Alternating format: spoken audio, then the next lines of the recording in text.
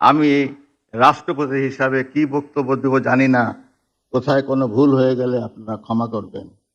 আমি আপনাদের কাছে ক্ষমা প্রার্থী। সত্য কথা বলতে আমি তখন আপনাদের কাছে স্বীকার করি আমি ইনফেরিটি কমপ্লেক্সে ভুগতেছিলাম। আজকের এই অনুষ্ঠানে বলতে গেলে প্রথমেই বলতে হয় যে আমি আসলে একেবারেই বিব্রতকর অবস্থায় ছিলাম। সত্য কথা বলতে, সম্মানিত প্রধান বিচারপতি, ওনার সঙ্গে তো দীর্ঘদিন পূর্বে থেকে পরিচয়। উনি যখন মাঝে মাঝে এই কিছুদিন বঙ্গভবনে গেছেন, দেখা হয়েছে, আমাকে কয়েকবার উনি বললেন যে আপনাকে বাংলাদেশ সুপ্রিম কোর্ট দিবস 2023 18 তারিখে আপনাকে আমরা চাই। আমি অত্যন্ত বিনম্রভাবে বলেছি দেখি, দেখা যাক। উনি বললেন না, আপনাকে চাই। আরেকবার দেখা হলো, আমি বললাম যে আচ্ছা ঠিক আছে, চেষ্টা করব। আসলে কি মন চাচ্ছিল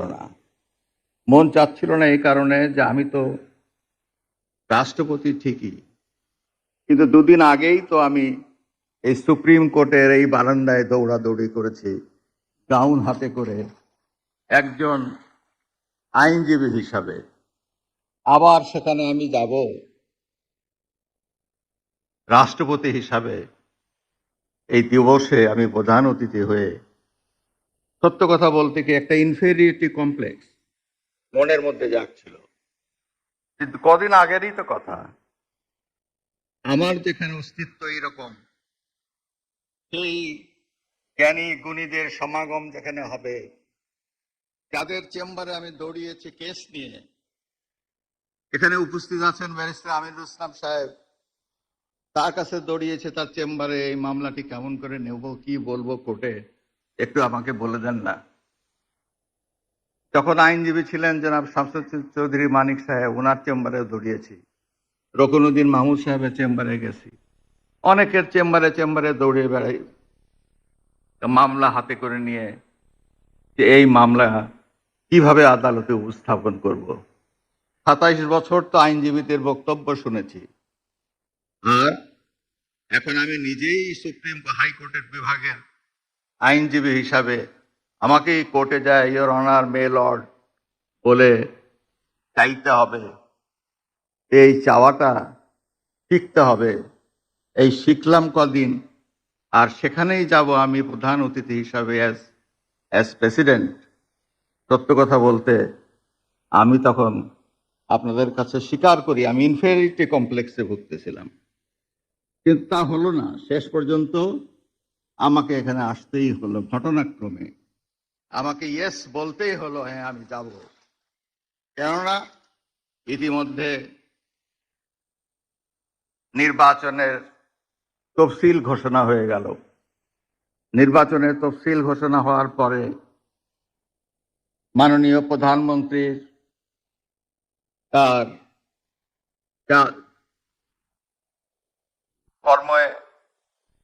কর্মপদ্ধতিতে কিছুটা সীমারেখা চলে আসে।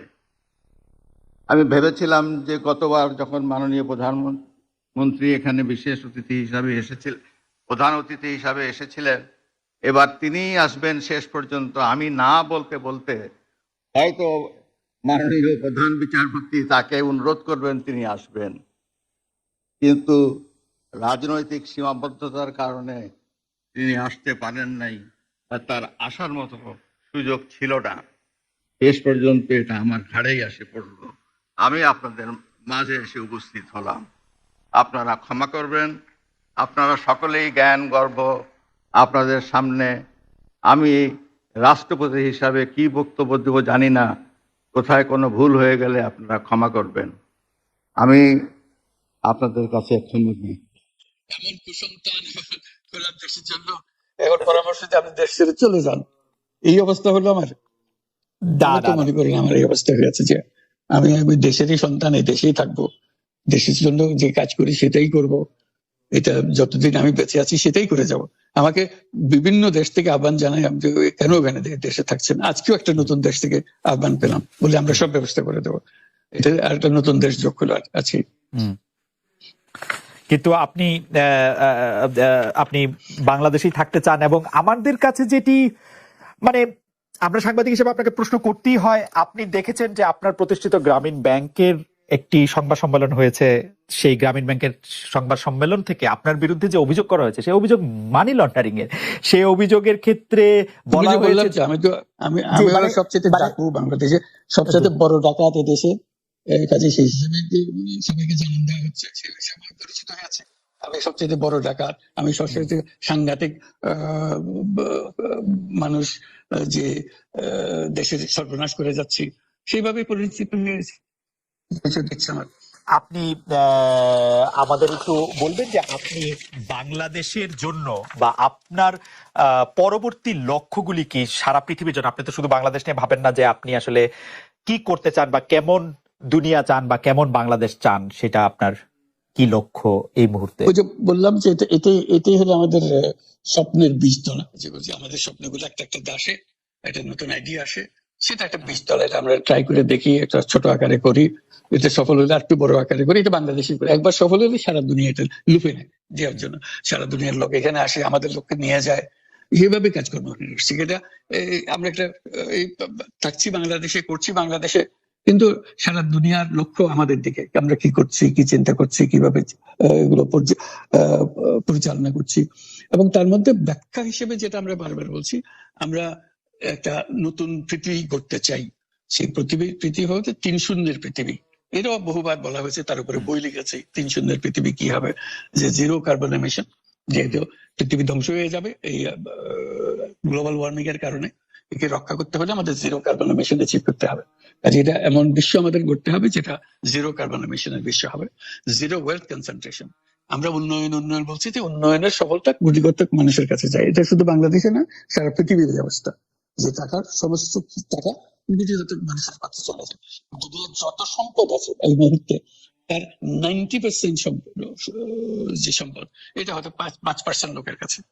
কাজে 90% 5% লোকের কাছে রয়ে গেল। এবং আগামী দিনে এটার পরিবর্তন অন্যভাবে, 90% জায়গায় এটা 95% হয়ে যাবে, ওই 5% জায়গায় এটা 3% হয়ে যাবে। অর্থাৎ লোকের সংখ্যা কমে যাবে, সম্পদের পরিমাণ তাদের কাছে অনেক বেড়ে যাবে। এটি হলো বর্তমান অর্থনীতির কাঠামো। আমরা বলছি যে এটা, এই কাঠামো যতদিন থাকবে এই পৃথিবী টিকতে পারবে না। একটা হলো জিরো আনএমপ্লয়মেন্ট। বিশেষ করে আমরা যেটা জোর দিয়ে বলি সেটা হলো যে এই যে আর্টিফিশিয়াল ইন্টেলিজেন্স, এটা পৃথিবীকে ধ্বংস করে দেবে। কাজে তার আগে আমাদেরকে ঠিক করতে হবে টেকনোলজিকে আমরা কতদূর নিয়ে যাবো, কোথায় সীমারেখা টানবো, এটা ঠিক করতে হবে। সেই পৃথিবীর নাম দিয়েছি আমরা 3 শূন্যের পৃথিবী, 3-0 ওয়ার্ল্ড। এই আমরা একটা পৃথিবী গড়তে চাই যেখানে এই যে zero wealth concentration, zero unemployment এবং জিরো ওয়েলথ আর্টিফিশিয়াল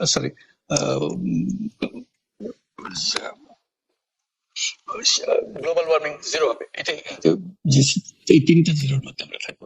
তো সেটা বিভিন্ন দেশে এটা পর্যালোচনা বৈঠক হচ্ছে, বিভিন্ন বিশ্ববিদ্যালয়ে সেটা নিয়ে আলোচনা হচ্ছে, আমাদেরকে আমন্ত্রণ জানাচ্ছে, আমরা সেগুলো আরো বিশ্বকে বোঝানোর চেষ্টা করছি।